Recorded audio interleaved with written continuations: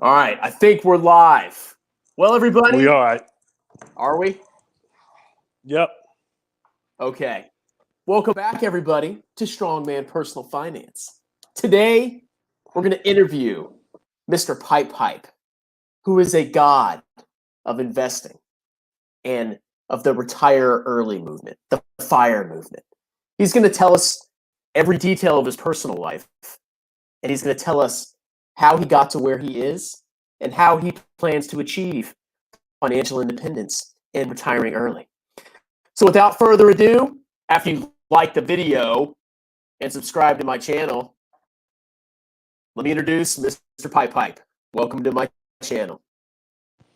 Hey, strong man. Thanks for having me. No problem. I had to pay you a lot of money to come on here. Yeah, I'm not cheap. You are not cheap. But so what do you have us starting with? So since I'm paying for this, first I want to talk about you. I want you to introduce yourself. Tell me who you are, what you do, your home address, your mom's maiden name, all of it. Give it to me.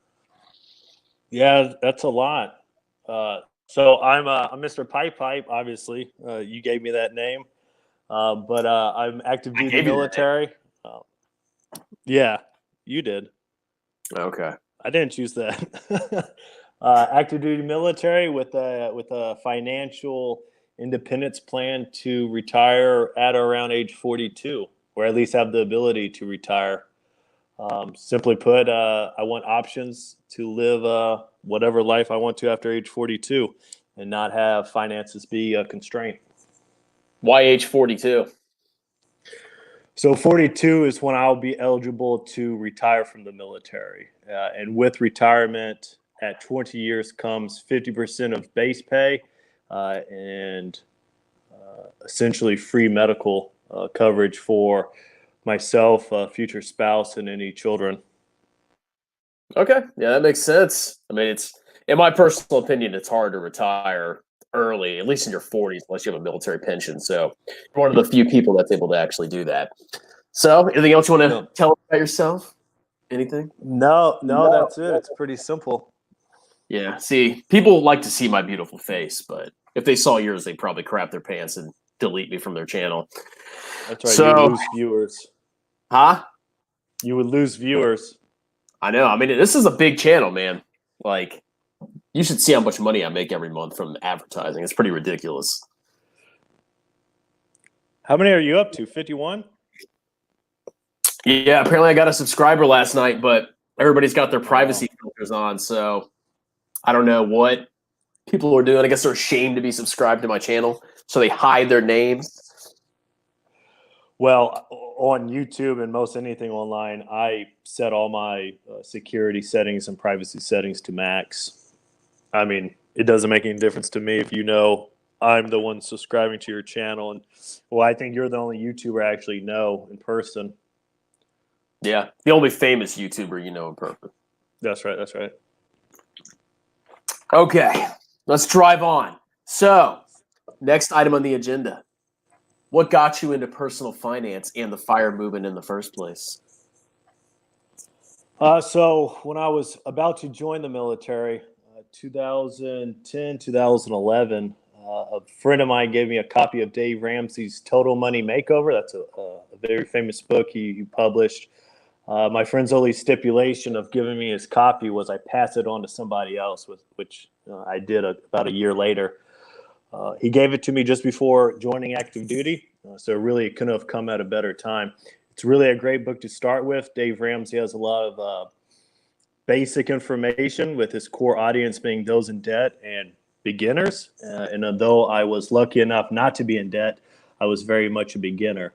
And then probably, I'd say 2 years after really listening to Dave Ramsey's podcast and reading his books, I started branching out and got introduced to FIRE, which is an acronym that stands for Financial Independence, Retire Early.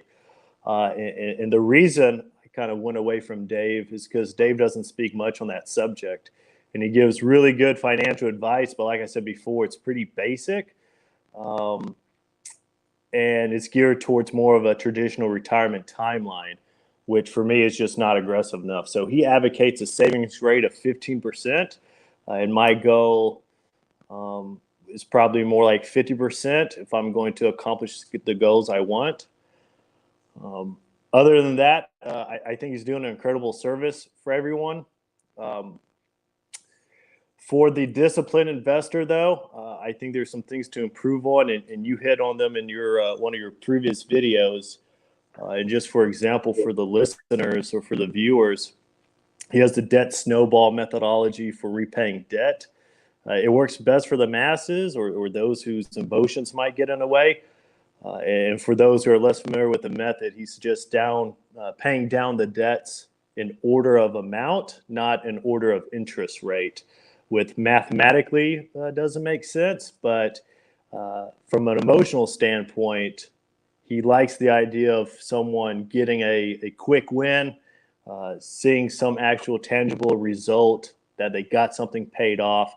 That creates a positive feedback loop. But for someone who's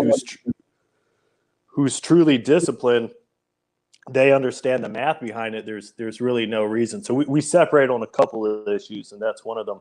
You addressed it in your baby steps versus alpha stomps video. Strong man's alpha. Yeah, that's right. The alpha stomps. So that's how I kind of got started. Where I branched off and why. Did you cut off? No, can you hear me? Yeah. Okay. Yeah. Were you saying something else? Or are you done? No, I was just saying that's how I got my start. It was with Dave Ramsey, and the reason why I kind of branched off and got more into some other things. Yeah, I mean, Dave Ramsey wasn't my first guy. I actually I read a book called The Automatic Millionaire by David Bach. But basically, he kind of inspired me to do the same thing that you did, or he kind of like prompted me to start doing the financial independence, retire early thing. But Dave Ramsey, what year was that? When I read the book. Yeah, when did you start on your journey? I think it was like the end of high school, or maybe like right after I graduated high school. But okay. I didn't have the money. I didn't have the money to implement my plan. So I was like, oh, I'm going to buy mutual funds and stuff. But I had to wait like 4 freaking years to buy it. Yeah, I was the same way. I was a little bit later. But yeah, it would have made a difference because I didn't have anything to invest. But for the viewers, as long as before or as soon as you can start making money, you start investing your money, and you make sure every dollar has a plan.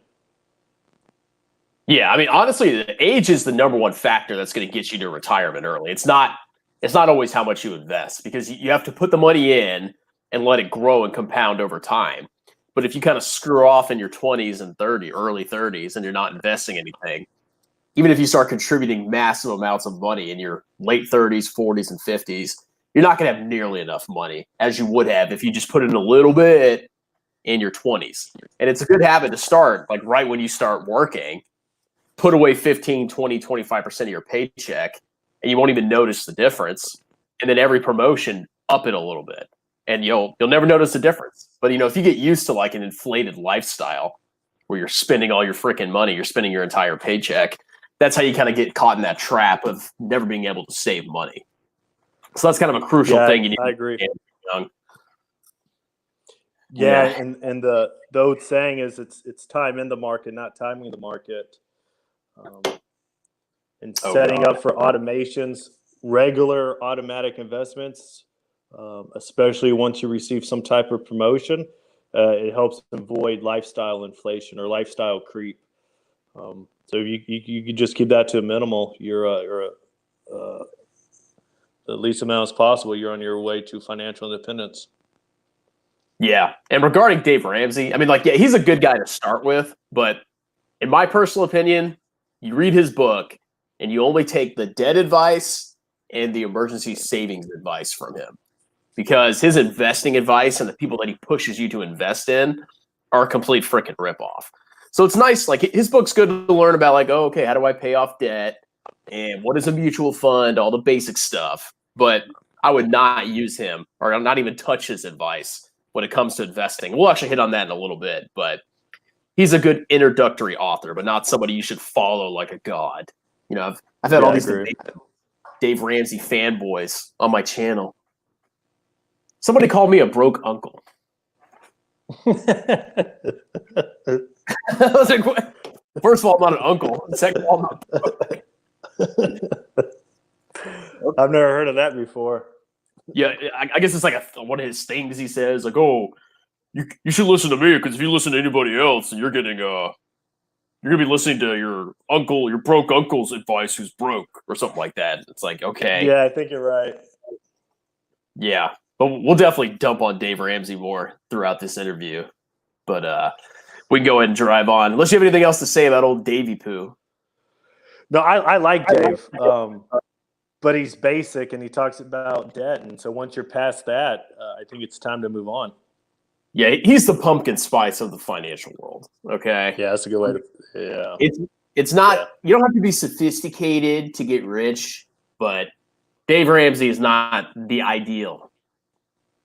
So be warned. No, he's not. But he's for the masses. Yeah, he's okay. If you can't control yourself and you just your kid, you have to spend all your money and you can't help yourself maxing your credit card. Dave Ramsey's perfect for you. Don't go any further. But if you have any self-control, then that's the guy to go to. Or not, that's the guy to avoid. Yep. All right, so enough with Dave Ramsey. Because I would just rant about him for hours and we would get nowhere. All right, so let's talk about your investing philosophy. Tell me we'll start with asset allocation, which for my viewers, if you don't know what asset allocation, it's basically your strategic percentages that you hold different assets in. So, for example, you could have bonds and stocks in your portfolio, and your asset allocation is how much of your portfolio is in stocks and how much is in bonds. So you could have your asset allocation can be 90% stocks and 10% bonds, depending on your age, risk tolerance, and investment objectives. So that's what I'm asking Mr. Pipe here, what his strategy for his asset allocation is. So I'm with the exception of cash, I'm 100% stocks, which is considered very aggressive. But I'm in the position that I can have an aggressive portfolio because I have a stable job with the military, and any downsizing can be seen years in advance. Also, the fact of what stage I am on my financial journey. So I'm on wealth accumulation and wealth building right now. So I'm aggressively pursuing that. I have a early retirement goal of on or around 42 years old, which for me is here in the next 10 years or a little bit more than. But for the advice for the listeners, it all depends on how stable your income is, how tolerant you are with the stock market's ups and downs, and where you are in your financial journey. So if you're a person who suspects you'll sell stocks, even if it's going to stress you out, give you anxiety, make you lose sleep, you should really consider going heavier into bonds, maybe a 75 or 25% mix. If your income isn't stable, again, go heavier on bonds. If you're complete with your wealth accumulation phase and your wealth preservation stage, go heavier on bonds. For me, when I reach my wealth preservation stage, it probably looks more like 80% stocks and 20% bonds. But the question of stocks versus bonds versus any other allocation is how willing you are to accept volatility. Because time and time again, when you look at the stock market at large, stocks outperform bonds in the long term. So it's a question of how tolerant you are of volatility and where you are on your wealth accumulation. Because if you're at retirement, you don't want swings in the stock market affecting your withdrawal rate, or if you're looking at buying a significant purchase, of course, you want it to be more steady. But really, the question goes how volatile you're willing to accept it, where you are on your timeline, and you add bonds to kind of smooth the flow, smooth the portfolio out. So you're 100% stocks right now. When are you going to start transitioning over to bonds? Are you going to do it like gradually as you get closer to 42 or later? Like what's kind of your long-term plan for that? No, I see it more as abrupt and not phasing it. So wealth preservation stage, once I'm financially independent, which is to say my investments are making enough for me to live on, I'll dial down to probably something on the realm of 80% stocks, 20% bonds. Yeah, that's pretty reasonable, especially if you have a pension. You know, like that's a big difference between somebody with a pension and somebody without one. If you have a pension, that can almost be counted as like the bond portion of your portfolio because it pays a steady payment every month or every 2 weeks or whatever your pension is. And that's kind of like your stability part of your portfolio. So if you have a large pension, you know, you can just you can almost have 100% stocks in retirement because, you know, you're going to get that long-term growth. But if the stock market goes to crap, you know, for even a couple of years, if you have to live off your pension, then that's what you got to do until the market recovers. You know, there's all sorts of ways you can do it. But basically, if you don't have a pension, you definitely don't want to be 100% stocks as you get closer to retirement. But if you have a big pension and you know you have one, I mean, I would even say you can almost stay 100% stocks throughout retirement as long as you're willing to deal with the volatility and you have a bucket strategy, which we'll get into in a little bit. Yeah, I agree. And then if anything, you stay 100% in stocks if you have an appetite for it and you change what mutual funds or ETFs you're in. So if you were in some type of S&P 500, maybe transition to international stocks to hedge against some type of inflation if you have that concern. Yeah. I mean, and there's, you know, you can do U.S. stocks, international stocks. I'm more of like a global investor. Like a big part of my portfolio is market cap weighted based on the size of the globe's economy. And that shifts over time depending on which one grows faster and which one doesn't. So moving on from there, unless you have anything else to say about your asset allocation, let's talk about. No, it's pretty simple. Do you prefer ETFs, mutual funds, and if so, why? It doesn't matter to me. Not much, anyways. Usually with ETFs, you get a lower expense ratio. Mutual funds, you're going to have a little bit higher. It's usually pretty marginal. The good thing about mutual funds and what I use is exclusively mutual funds. It allows you to set up automatic and reoccurring deposits. So ETFs, it's lower expense ratios, like I said, but that type of automation usually isn't available. And for years and years, I've bought into my mutual fund on an automatic basis on the 1st and the 15th, the same day I got paid. So you don't even notice that the money's coming out. There's some disadvantages on ETFs. There's what's called a large bid-ask spreads, where you purchase or sell ETF shares and the price you're given may be less than the underlying value of the ETF's holding. So that whoever is offering you that ETF is able to benefit. It's usually a marginal amount, but it's something to be aware of. Those are bid-ask spreads. And then some ETFs use fee waivers to temporarily offer lower expense ratios to investors. So they're artificially lower their price of expense ratios, and then they can jack them up at a later date. That's found in the fine print. You got to read the prospectus that ETF holds. So it's not as cut and dry as ETFs versus mutual funds. I think it's more of the individual instances, but by and large, despite the higher expense ratio, I've really enjoyed the ability to automatically have deductions come from my bank account and go into the mutual funds.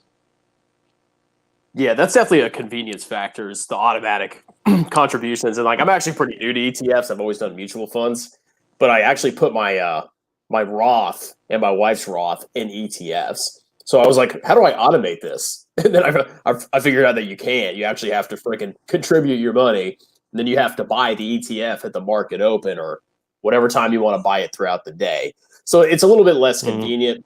The The only thing I like about ETFs is, well, it's not the expense ratio, because even you said it, like the mutual funds have a little bit higher, but now the expense ratio difference is so marginal that it doesn't matter. Like if you pay 0.01% more, but you have a bid ask spread that's like 5 cents or more than 0.01%, you're actually losing money every time you invest in the ETF. So, but I mean, they're fine. Like if you want to see how your investment is performing throughout the day, and if you want to be able to liquidate your investment during the day, which doesn't really matter for a long-term investor, but if you want that flexibility, you can do an ETF. But overall, like I agree with you. I think if you're a long-term investor and you don't care about short-term fluctuations in the market, then you should mostly invest in mutual funds and not worry about the marginal difference in expense ratios. Yeah. Same page. And setting up those automatic payments that mutual funds offer, it allows you to avoid temptations that might come from an ETF that you would have to manually put forward each month. And one month comes along and you're thinking, oh, well, it'd sure be nice to have that new iPhone, so maybe I don't put it in this month. I just do it next month. And that stuff, I mean, one lapse in your behavior can just null and void any type of marginal amount of expense ratio you could benefit from in an ETF. Yeah. So I mean, so if you're a listener, you don't know what the difference between an ETF and a mutual fund is. An ETF is basically it's a basket of securities, but it trades like a stock on a stock exchange. Whereas a mutual fund it's an investment company where you contribute your money and it gets invested by the company at the end of the day. So with an ETF, you can buy ownership in the S&P 500 and you can buy it or sell it throughout the day. Whereas with a mutual fund, you're not going to buy into the investment until the end of the day. And the other main difference between ETFs and mutual funds is you're not buying new shares of an ETF. You're only going to buy it either from an authorized participant, which is somebody that helps create the shares, or another person. Whereas in a mutual fund, you're actually giving your money to people at the end of the day, and then they go buy additional shares of the stock to match the investment performance of the mutual fund. So ETFs are slightly more tax efficient, and they trade throughout the day, but they're basically the same thing as a mutual fund. The only thing that, like Mr. Pipe was talking about, they fluctuate throughout the day. So if you have like a crash during the day, you might freak out and be tempted to sell it right when you shouldn't be doing it because you see it's down 10%. Whereas in a mutual fund, you kind of have to like think through it, and even if you put in a sell order, you can reverse that before the end of the day. Whereas if you sell your ETF and somebody else buys it, it's gone and you've locked in that loss. So that's a huge disadvantage of ETFs, especially if you're a long-term investor.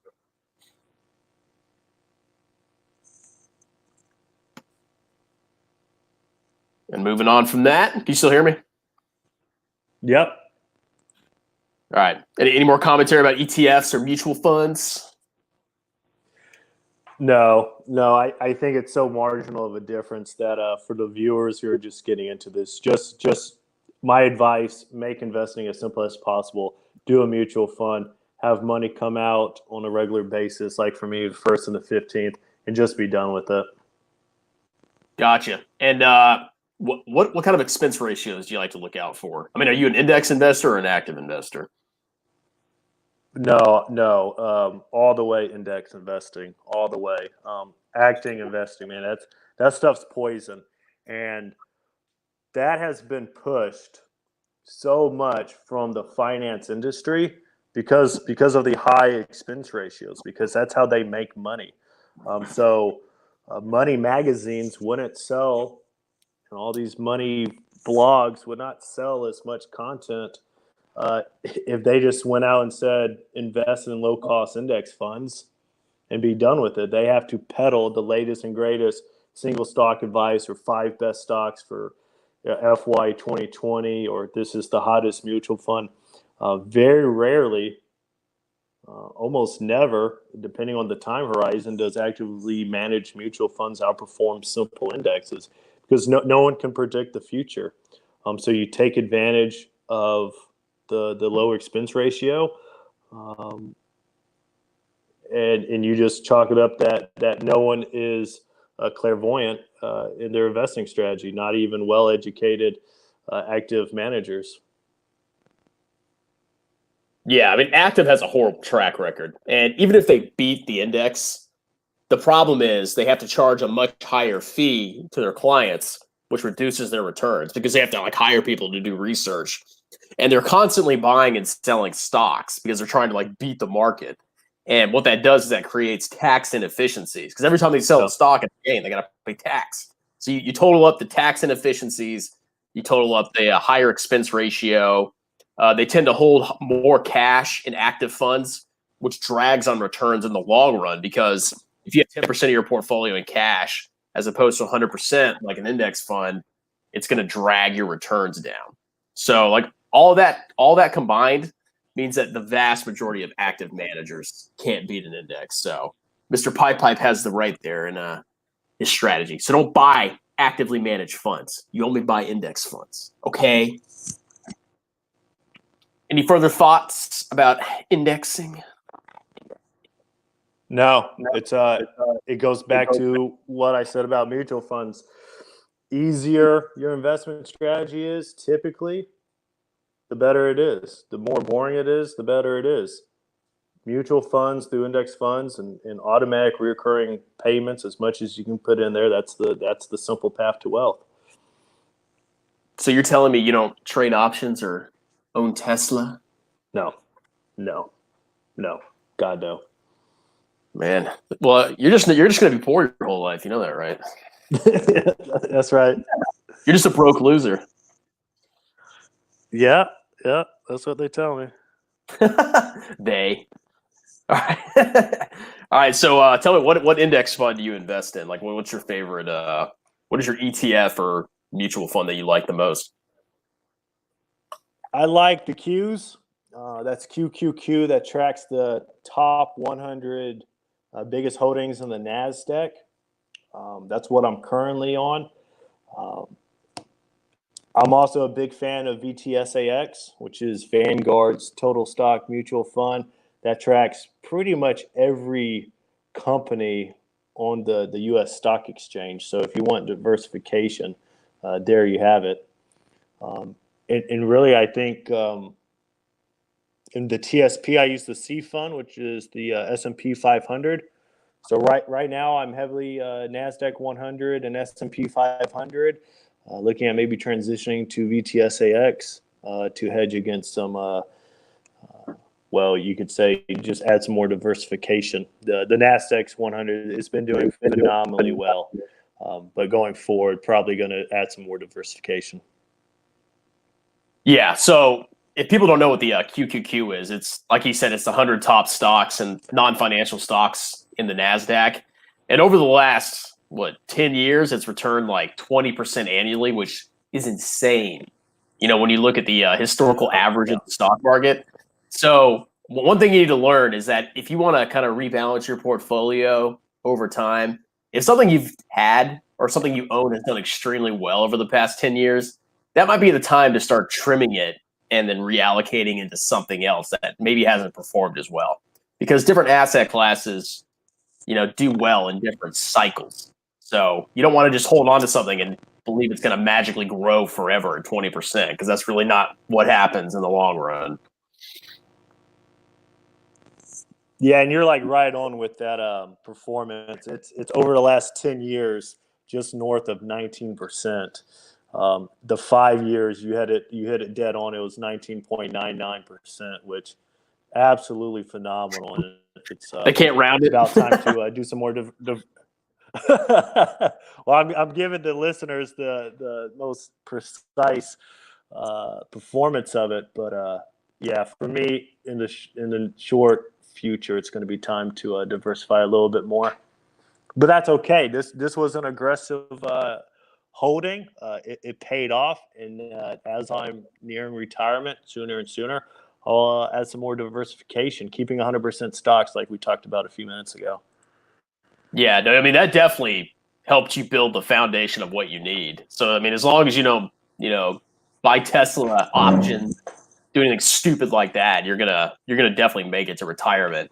And that you can take risks when you're younger, but you have to understand there's risks that are smart and well thought out, like what Mr. Pipe did, and then there's stupid and uncompensated risks that you take, like buying Tesla with all your money or Bitcoin or all that junk. So if you're going to take risk when you're younger, you should be investing in like an aggressive index fund. That's the kind of risk you should take, as opposed to going way overboard and doing stupidity like options or individual stocks. But that's my 2 cents on that. All right. Yeah, I agree. All right, so moving on.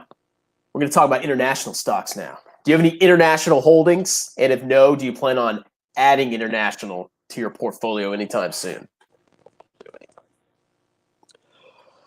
I think in this day of globalization, if you're invested in U.S. companies, especially a large holding like the NASDAQ, VTSAX, that is essentially every publicly traded U.S. company, you're inherently investing internationally. So you get some of the benefits from trading internationally, which is obviously the most extreme amount of diversification. Also, it hedges a little bit against inflation. If you really want to truly invest in international markets, go with a fund like VT that's offered by Vanguard. It's kind of like the VTSAX of international stocks. So that's an ETF. It covers a little bit over 8,800 companies. But for the listeners, just go into it knowing that international stocks underperform U.S. stocks, U.S. indexes. It's the ultimate form of diversification. If you're concerned about that, you can't really do much better than something like VT. And like I said, it's other going truly international is another way of hedging against inflation of the U.S. dollar, because then you have your money in international businesses. But that's a long way to say no. I'm not in international stocks per se. But with this day of globalization, I think we all are in a way if we're invested diversely in U.S. companies. Yeah, because if you people, my listeners, didn't know, there are in fact American companies that sell stuff overseas. So, like for example, McDonald's. So if you're invested in McDonald's, part of McDonald's earnings, which drive the value of the stock and other stocks in your index, are based on sales in foreign countries. So, I mean, I agree. You should definitely not be 100% in international stocks, but there's been certain periods of time where international has outperformed, and there's been certain times, like very recently, in the last decade or two, where U.S. stocks have outperformed. So you're not going to go wrong if you're 100% U.S. stocks. But if you believe the world as a whole is going to grow, and you believe in like cyclical returns, where U.S. will do good some years, international will do good some years, then there's nothing wrong with investing, like Mr. Pipe said, with VT, which is actually, I think that is I actually hold that personally in my Roth. And I think that's one of the best things you can possibly invest in, because it's a global ETF. It owns U.S. stocks, it owns international stocks, and emerging markets. And it adjusts based on market capitalization. So let's say, for example, if U.S. stocks do great over the next 10 years, well, you're still capturing that benefit with VT because you have a ton of U.S. stocks, and it becomes a higher percentage of your portfolio as they grow in value. And then let's say international does well over the next 10 years. Well, you're exposed to that too. So you kind of get that global market cap growth and you don't even have to think about it. You don't have to worry about rebalancing your portfolio. It's all there. You own the entire world's publicly traded companies if you invest in VT and you hold it and you don't sell it until retirement. And what percentage do you recommend for that in a portfolio? VT? Yeah. How much yes. are you holding on to? What percentage of your portfolio? So if you're a noob, I would say 100% VT. But I don't have, because that you're basically just buying the world, and you don't have to worry about it. And it rebalances over time. But if you want to do what's called tilting, where you kind of emphasize certain sectors that have historically outperformed in the long run, then you can reduce VT to less than 100% of your portfolio and put something else in there. Like I have VBR, which is small cap value, which historically U.S. small cap value stocks have performed every other asset class, but they've sucked recently. But maybe they'll have a comeback. And then I have about 10% in V and Q, which is a U.S. real estate. It's a REIT ETF. So you're basically investing in all different kinds of real estate in the United States. So I have like 75% VT, which is the core of my Roth, and then I have the remaining 25% in asset classes that have historically overperformed the stock market in the long run. So I'm not purely international at market cap weight. I'm weighted more towards US, but I still have some international exposure, probably about 30% of my overall Roth.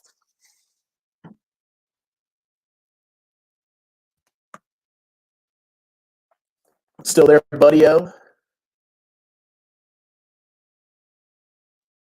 right, well, I think he might have died or something.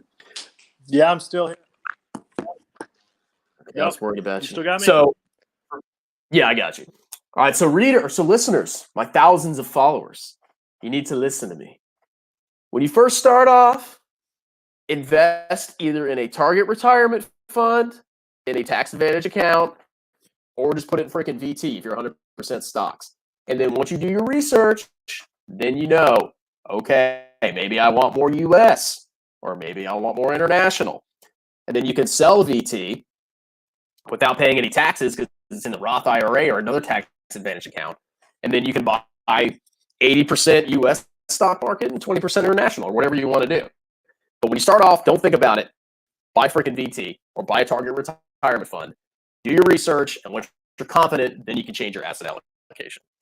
Any thoughts on that?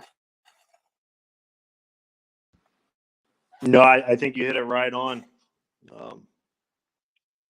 Diversification's there with VT, and it's international hedge against inflation. I think you're right on. Of course, you can't challenge me on my channel. No, I'm just kidding.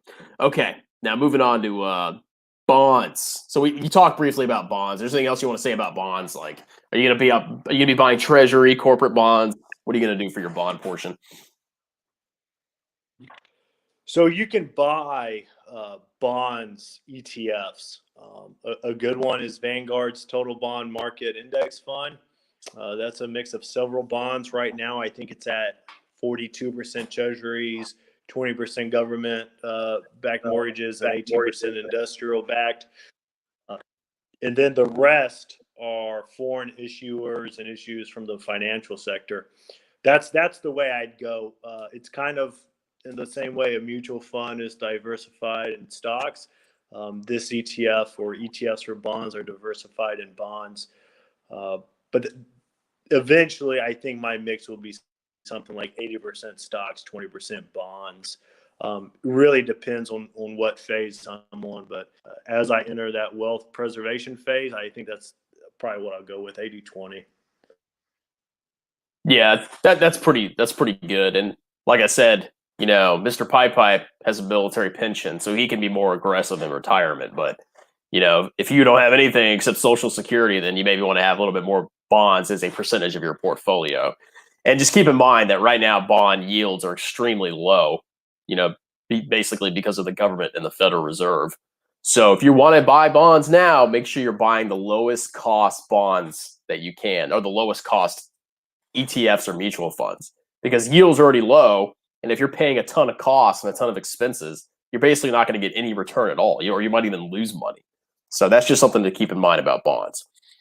All right. So tell me about IRAs. You do the Roth or the TS or the traditional? So for a while I was doing traditional, and I've recently switched to the Roth about 2 years ago. This question really comes down to if you think you'll be in a higher tax bracket or lower tax bracket when you pull your money. And so when you answer that question, it answers the question of should you be in traditional or Roth IRAs now? It's the question of do you tax the seed or tax the harvest? Do you tax your money before it goes into the investments or after? And of course, before is the Roth, and after you're talking traditional. For me, for several years, I was investing in traditional because I was pretty set on not working after the military.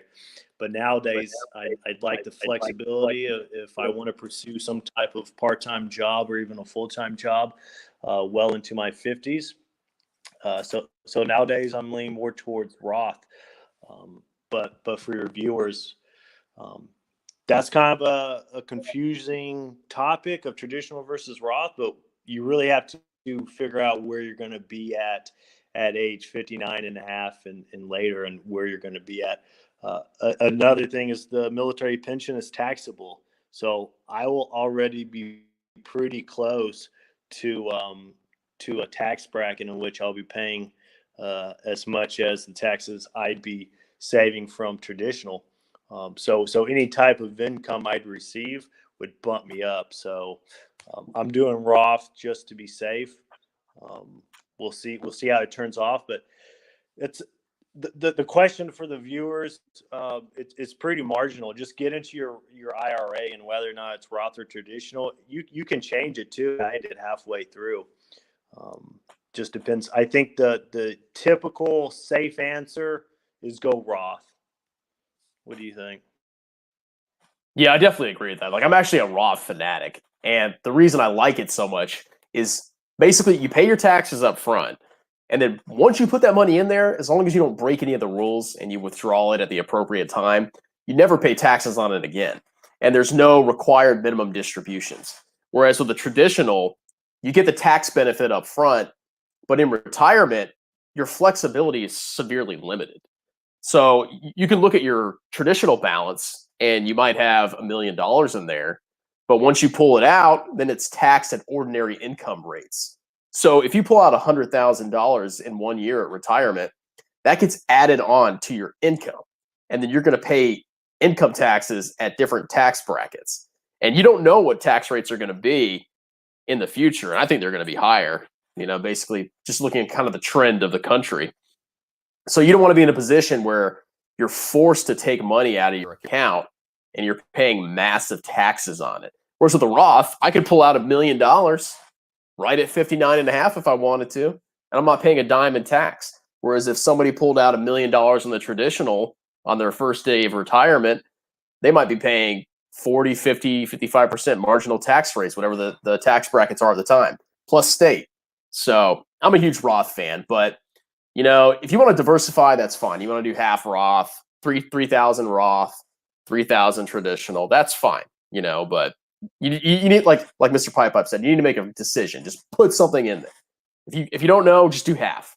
Or if you want to listen to me, do the Roth. But you just have to do something. You have to take action, because every year you don't max that IRA, you're losing massive tax benefits, and that will cost you hundreds of thousands of dollars in taxes if you don't do it.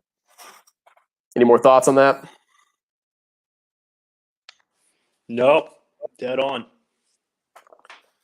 All right. Now, my favorite thing. Do you have any precious metals or Bitcoin? No. You don't have any shiny rocks? I'll tell you why. So really what it comes down to, and it's shared between crypto and precious metals, more for crypto, but even precious metals, they don't actually generate any kind of value like a stock does.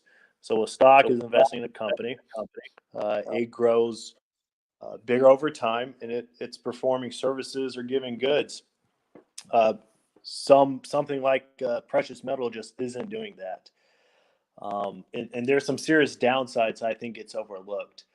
So actually, when you buy gold or when you buy silver, you get hit with the hefty and often hidden commissions on both sides, whether you're buying or selling, which is why you see all those advertisements all over TVs for the broker saying, buy gold now, 1-800-BUY-GOLD.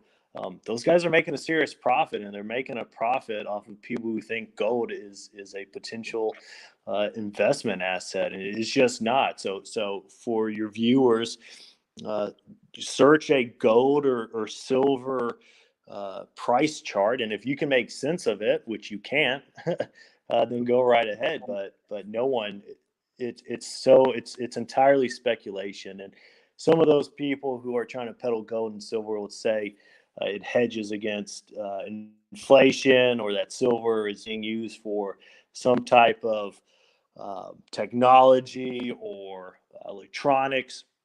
Not in any kind of way that's going to outperform stocks. Another thing with those precious metals, it's expensive and risky to store. So you can keep it in a safe deposit box at your bank, or hide it in your house. You can bury it in your yard. There are places that will sell it to you and then store it for you, so you never actually have to see it or take delivery, which is really weird that someone's going to. So let's do this. You send me money. I'll tell you now you own gold, and I'll have it in my vault. That's just it's asinine. If the apocalypse happens, you And can. furthermore, the people who buy gold. Sorry, go ahead. Yeah, no one's buying stuff on pure gold, because what is gold? Gold's going to be, at the time, it's going to be a form of currency. We already have that. So if you're worried that the U.S. dollar is going to fall, then, well, that's what those international stocks like buy VT. It's actually generating some kind of economic growth, and not just sitting there like with gold. Really, the people who know what they're doing with gold, well, the people who are truly the most honest, they admit that it's pure speculation, and that it's really gambling. So there's something known as the greater fool theory, which they buy gold and then they wait for this happy day where the prices go up and they sell it. Just don't be on the losing end of that game of musical chairs. And then same with crypto, but even worse, because crypto is just ones and zeros. And I watched your video, summed it up pretty well. That it's the closest thing to gambling that isn't called gambling. It's the same. If you can pull up Bitcoin or any one of those cryptocurrencies, you can pull up those charts and make sense of it. Go right ahead. If you can do some kind of causal analysis on why those prices went up and went down, I'll tell you now, they're pure speculation. And without rhyme or reason, they offer no value. So that's my thought on that. Stay far away from, especially crypto, and even precious metals. Yeah, I hate any kind of commodity investing, especially cryptocurrency. I mean, at least gold is like something physical, like, oh, it's shiny, and it actually has like some industrial uses.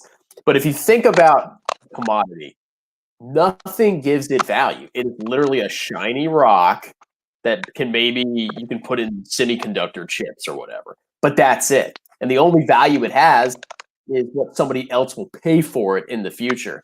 So anybody that's trying to like hawk gold or silver or Bitcoin, they just want you to buy it off them at a higher price and they make money. Whereas if you buy a stock, the stock is ownership of a company, and that company actually produces real things. So you're actually investing in real things. So don't buy freaking gold or silver. And for the love of God, don't buy cryptocurrency. So I totally agree with Mr. Pipe there. Any further thoughts? Any more hatred for commodities or precious metals? No, that's it. Okay, so we covered gold, silver, crypto. I think that's it. Okay. What about REITs, real estate investment trusts, or real estate in general, if you just want to talk about that?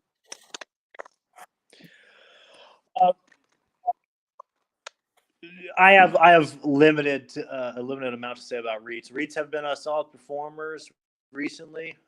It's a good option to add to diversification. Really, historically, people who invest in REITs, they want to hedge against inflation. I think you're doing that when you diversify in something like VT. You're hedging against inflation by buying international.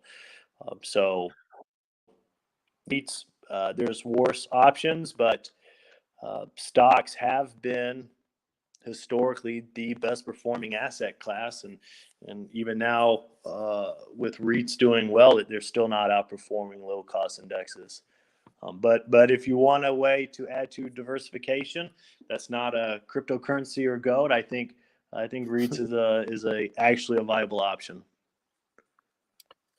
Hey, to my listeners, as long as you're not buying a commodity, if you're buying, even if you don't believe us and you invest in actively managed funds because you think everybody can beat the market because you know a lot about taxes and expense ratios, that's still better than doing nothing at all. Okay, so invest your freaking money in something that actually produces something. And that could be REITs, DT, QQQ, just not any hard assets. All right. Health insurance. How are you going to pay for it when you retire?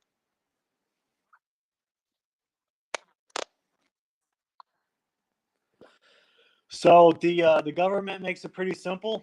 The military makes it pretty simple because we get lifetime medical insurance fairly inexpensively.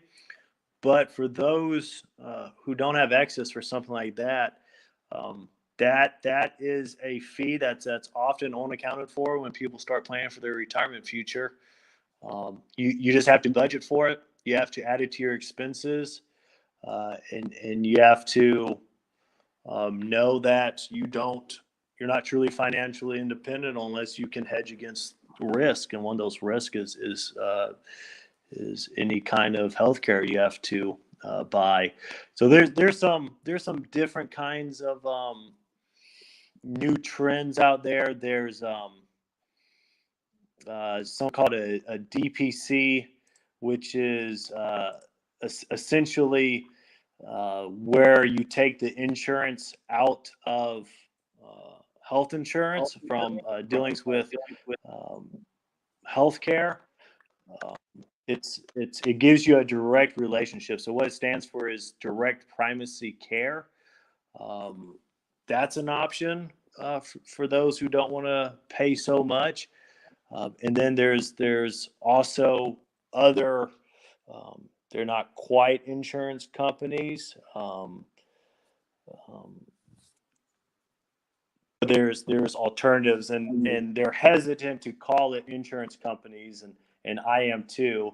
So there's a company called Cloud Medical that does direct primacy care, and then for the bigger expenses, there's something called a health share membership, which again isn't insurance, but it's a lot like it. So I'm not too familiar with it just because I don't have that problem to worry about, but there are different options out there instead of the very expensive healthcare insurance. I think it's north of $20,000 a year to be insured independently. But for the viewers, they just have to budget for it and look at some of those new emerging creative solutions. Yeah, healthcare is the big one. I guess a lot of people don't think about it. They're like, "Oh, I'll just retire early and I've got some money." And then they're like, "Oh my God, I didn't realize my employer actually paid 75% of my healthcare premiums. And now I'm paying $600 a month for healthcare." So people have to keep in mind, like when you're going to retire, you want to make sure you have a plan and are able to afford your healthcare. Because if you can't, then you're not freaking retiring. You're going to have to keep working. And you don't qualify for Medicare, which is the old person's health care, until you're 65 years old. So if you just retire and you just kind of like, "Oh, I'm good to go," well, you're actually screwed if you don't have a plan. Now, one strategy I've kind of thought of is if you're not in the military or on active duty, but you want to be an Army reservist or any kind of reservist, you can actually stay in the reserves till you're like freaking 60 years old. And basically, it's a retirement job. Let's say you're a reservist. Well, you just go to drill once a month, and you're able to get the military health care, the TRICARE, through your reserve unit. And you can just make that last to 60 at least, if that's something that you want to look into. But if you don't want to do that, you don't want to be in the military, well, you're going to have to find some way to get your health insurance, whether it's just like a catastrophic plan where you're really, really covered for like big events, or I don't know, maybe some part-time job, or maybe hope that the government nationalizes healthcare. Then you'll be good to go. But you need to think about healthcare. If you're going to retire early and you don't have a plan for it, you're going to be screwed. So that's my thoughts on that. Any other additions to that rant?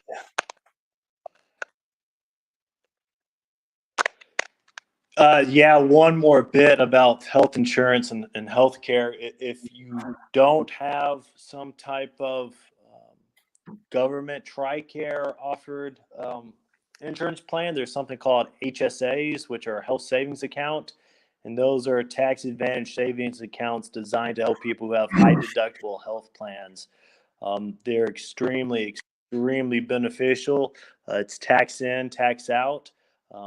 But with the stipulation that you have to pay for out-of-pocket medical expenses with that money. So that's another option if you don't have something like TRICARE.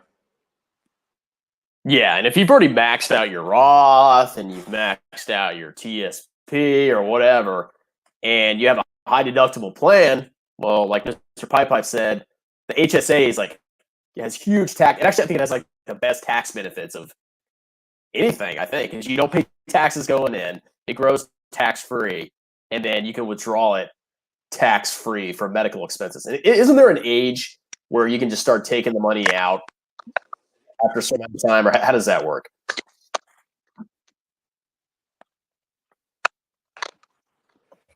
Yeah, I don't know the age, but there is some stipulation where if you don't use it, then you can just take it out, and it's essentially the optimal tax advantage account. But you have to be a part of a high deductible health plans, which a lot of people aren't, and I'm one of them. But I don't know off the top of my head what age or what the stipulations are where you can just start withdrawing the money without having any kind of penalty. Yeah, and because high deductible plans are kind of a pain because you have to pay that deductible before the health insurance kicks in. So if you have a high deductible, let's say you pick a plan that has a $10,000 deductible, and then you find out your wife's pregnant, and then you start paying all those medical bills and crap. Well, you're gonna have to pay the first $10,000 out of pocket. So, like, I personally don't like high deductible plans, so I don't get an HSA. But if that was my only option, then I would definitely, if I've maxed out my other accounts, my other tax advantage accounts, then I would definitely put some money in my HSA. So that's just something to think about for the viewers. You know, you can do high deductible plan and you get the HSA, but just know you're gonna have to pay a lot of costs out of pocket up front. Any other thoughts there, Mr. Pipey?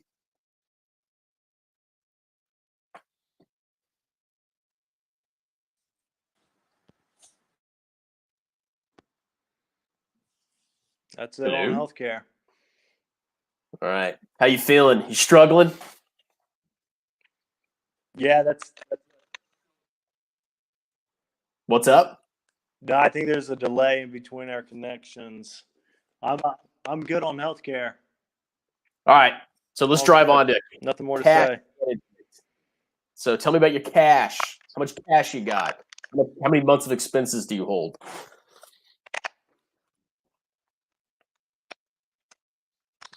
I'm at about 6 months, but that's because I'm waiting eagerly for January 1st so I can put some in that Roth IRA. Usually I'm at about 3 to 4 months, but I'm able to be on the lower end because the military is extremely stable. You'll know months, if not years in advance if you're being let go. If some type of downsizing is going to occur, you know years in advance because that stuff has to get pushed through legislation and change the DoD budget. So usually got plenty of warning. So I can stay on through about 3 months or 4 months and keep my money working for me. For someone who doesn't have that kind of stability, I would urge them to lean towards 6 months or maybe even more, depending on their own situation. Yeah, that's pretty good advice. I mean, basically, when you think about cash, you don't want to have all your money in stocks or all your money in bonds or whatever, because you need cash set aside for an emergency. And what you don't want to do is if you have no cash, then you have an emergency, and then the stock market's down. Well, the only way to pay for your emergency is either to swipe your credit card or to sell your stocks while they're down. That's why you have that cash buffer.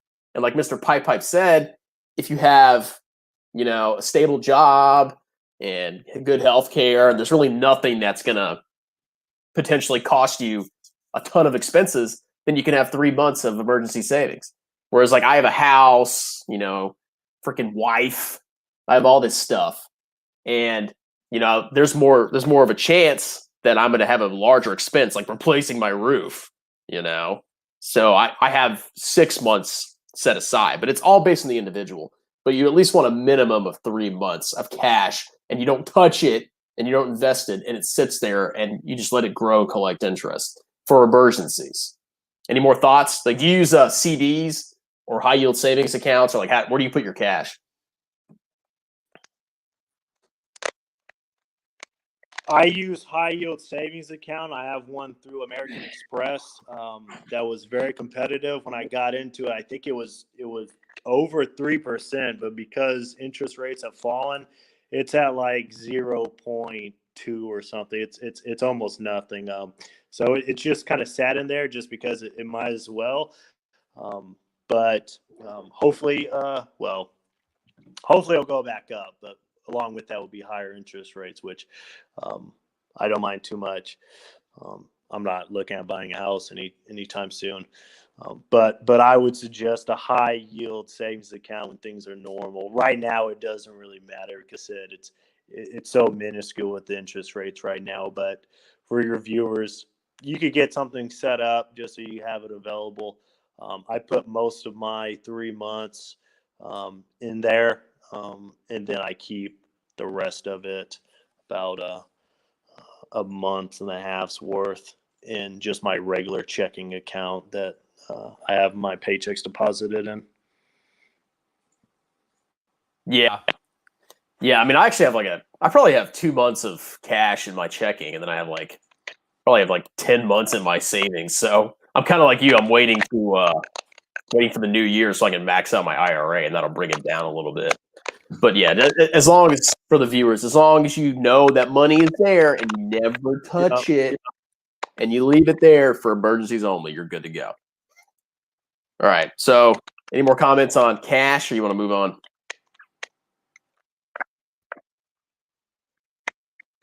No, that's good. Let's move on. All right. So this is the big one. Tell me about your retirement plans. What are you going to do? And then how are you going to finance your retirement? How are you going to liquidate your retirement assets to sustain yourself? What's your plan?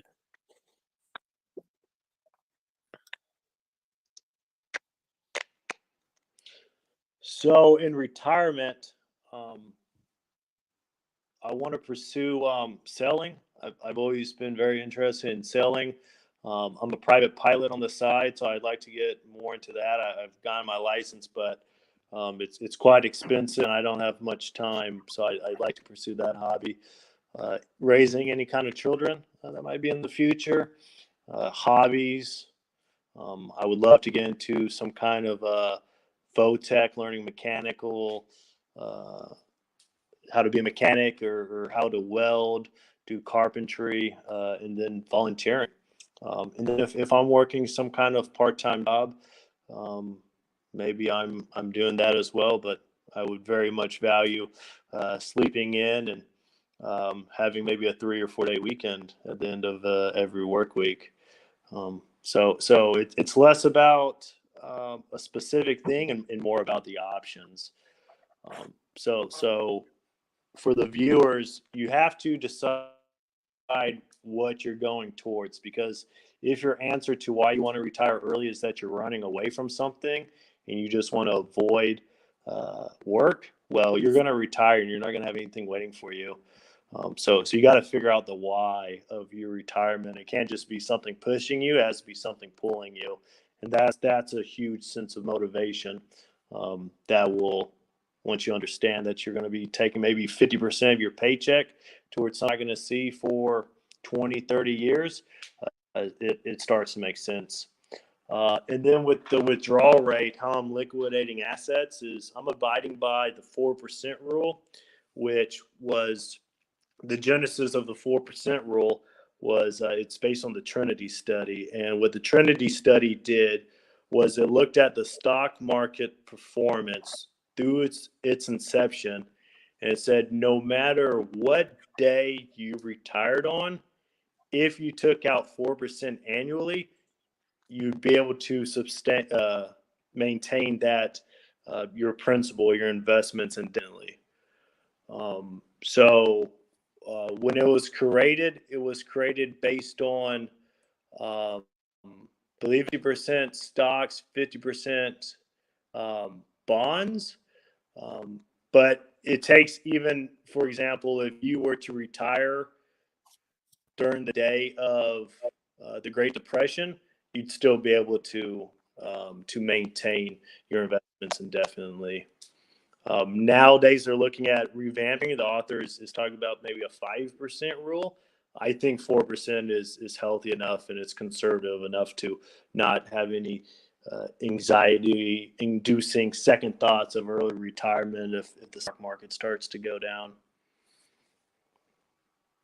Yeah, that's definitely a good plan. I mean, basically, the lower percentage you withdraw every year, the more sustainable and the more likely you're never going to run out of money in retirement. So if you're taking out 20% of your portfolio every year and you're blowing it, you're not going to make it throughout retirement. You're going to lose all your money. So you have to pick a strategy, usually in the low single digits, and then you need to save enough money so you can withdraw at that rate to fulfill whatever needs you have. And I agree with Mr. Pipe. I'm a 4%er. And ideally I'd like to have $2 million and then I can withdraw, 80 grand a year plus my pension, and that's really all I need.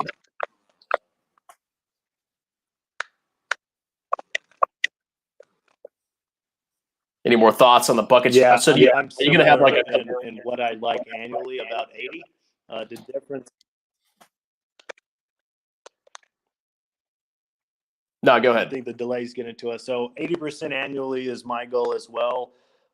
I'm able to do about half of that with my pension. So I just need a million that I can draw 4% from, and then that equates to 80. Oh, $1 million, that's all you need if you have a pension. And that pension's actually worth something, It's not just a check every month. It has a monetary value. Okay. Any more comments on retirement plans, like anything, or you want to move on to your favorite podcasts and books?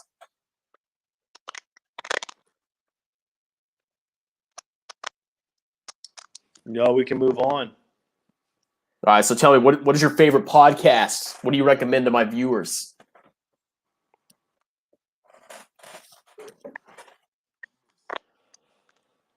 For podcasts, Mr. Money Mustache has a really good one. He's a fire. He kind of almost started the fire movement. It's probably the biggest name in it. He has an excellent podcast and a blog. He's more geared towards being frugal, so he plays what we would say is defense, and he's less focused on offense of producing income. He doesn't speak too much about investment strategies, but he is all about mindset and reducing expenses, which is obviously it's a huge part of the equation, and it's the easiest to control because a lot of us we're kind of locked into our careers. And so if you want to change your financial future, what you have to really do is either make more money, and you can do that through a side job. But like I said, we're locked in, so you can start playing really good defense, and he's an expert at that. He bikes to school, or he bikes to work, bikes to get his groceries. So he's pretty extreme. I'm not to that level of extreme frugality, but he is able to, in his blog, very he's able to detail in extraordinary fashion the cost of anything you do day in, day out. So the cost of owning a car, breaking it down, not only repairs and the initial cost of it and insurance, changing tires, and it really starts to open your eyes of how much you're spending for some pretty, we would say, convenient things, ordinary objects, but it's really draining most people. Another blog and podcast is The Mad Scientist. It's kind of a play on words, not scientist, it's scientist, like finance. He's more of the math geek, and he's all about charts, statistics, analytics of how to get every penny working for you. He's another member of the FIRE movement. Dave Ramsey has a good podcast. We talked about him. And then Strongman Personal Finance. Those videos, I've watched all your videos, and there's not much I disagree with.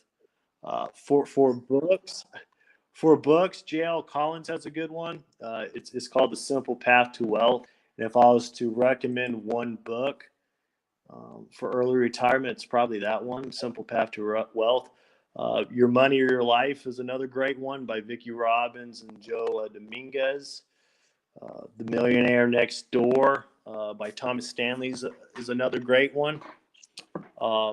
Clayton Jeffries wrote Extreme Early Retirement. All these books, they all talk about the same thing from different perspectives, but it's all the same book for in different ways, and that there's some underlying principles, which is invest young, save as much as you can, invest in low-cost index funds, be aggressive about it, because you don't want to spend your life working towards retirement when you can make a small change in your life and retire 20 years early. Yeah, and like when you read all these books, you are going to see like common themes, and just like Mr. Pipe said, invest young, put money aside, and the more money you put aside, the faster you retire. And it's a balancing act. If you want to retire at 42, well, you better put away a ton of money and maybe join the military. If you want to retire at 55, you can put away a little bit less and then enjoy more of your free time. But it's all a balancing act. You have to kind of figure out what you want and what your current life circumstances are, and use that to determine how soon you're going to retire and how much money you want in retirement. Because if you want to have a massive retirement check, you're going to have to probably save money for a long time, unless you strike it big or sell a business or something. So that's just something to consider when you plan for your retirement goals, my listeners. Any other comments on that?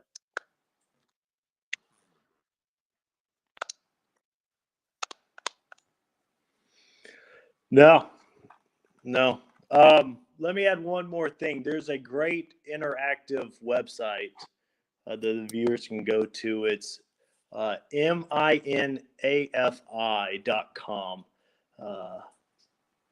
Minify. And on Minify, there's several of them, but there's interactive charts where you can plug in how much principal you have, how much interest rate you're going to assume that you get on your investments, what age you want to retire, and it'll calculate how much you need to put towards retirement each month. On the financial independence movement, I'd probably have them go to that website first so they can start seeing the power of compounding interest and what kind of numbers they need to meet going to retire. Yeah, I've never heard of that. I need to check that out. But yeah, you definitely want to, if you're looking at retiring early, you definitely want to read all the blogs that Mr. Pipe talked about, and then actually look at the numbers and not just, listen to Dave Ramsey. You need to actually figure out how much money you want and how much return you need to get there, and how much money you have to invest to get there. So those are all components that you have to do the research on. But so that concludes like the meat of the discussion. It's not a podcast; it's a live stream. Are there any general topics you want to talk about? Anything we missed?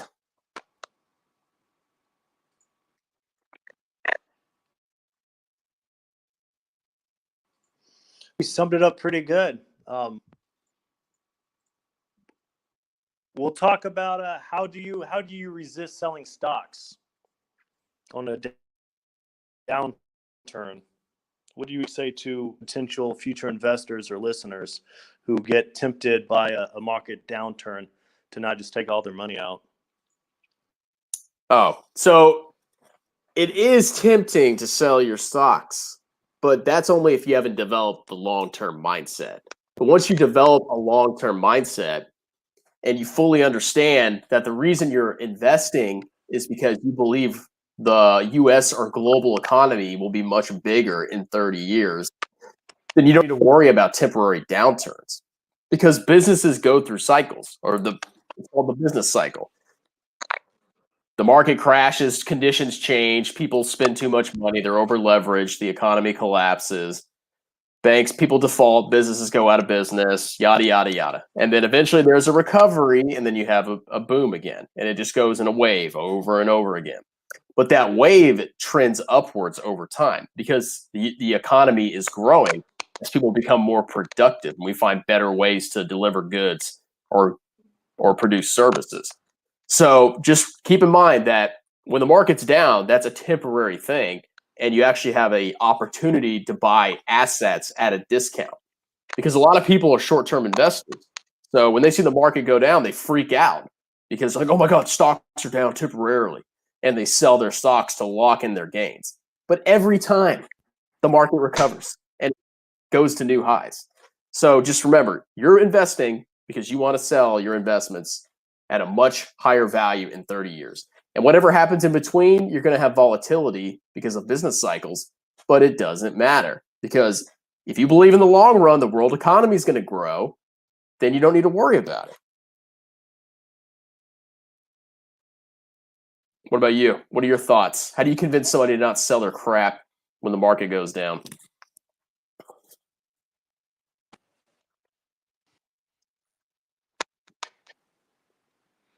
It's pure education. I think I know you like Dave Ramsey, but he gives good advice. The only people who get hurt on a roller coaster are the ones that get off to the history of the stock market, and without exception, if you get out of a stock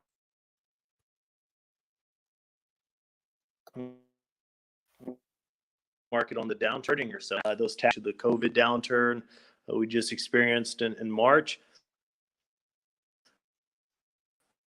Yeah, I think you're breaking up a little bit, but housing, yeah, pandemics or downturns is the best time to buy stocks. And if you speculate on downturns, the only thing you can really do is speculatively 100% of the time. From the Great Depression on, it's can you hear me? I think you're breaking up. It's should be any kind of. Sorry. You need to fix the cable that goes across the ocean, okay? You got. But I mean, if y'all didn't hear, I think the gist of it is that, he mentioned Dave Ramsey, which, yeah, I hate Dave Ramsey more and more every day. But, Dave Ramsey does give some good advice about the stock market's a roller coaster that really goes up over time. And there's going to be ups and downs, but you don't want to get off on the downs. You just want to ride the roller coaster. Okay, ladies and gentlemen. Anything else? I think you're kind of breaking up real bad. I don't know what's going on.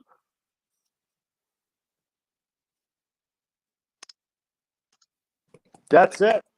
Don't know either. Thanks for having me, though, Strongman. It's been a pleasure talking to you. Same. I appreciate it. And if you guys like this video, my thousands of watchers, like the freaking channel because there's going to be more. So I appreciate you coming on, Mr. Pipe. And you guys have a wonderful day.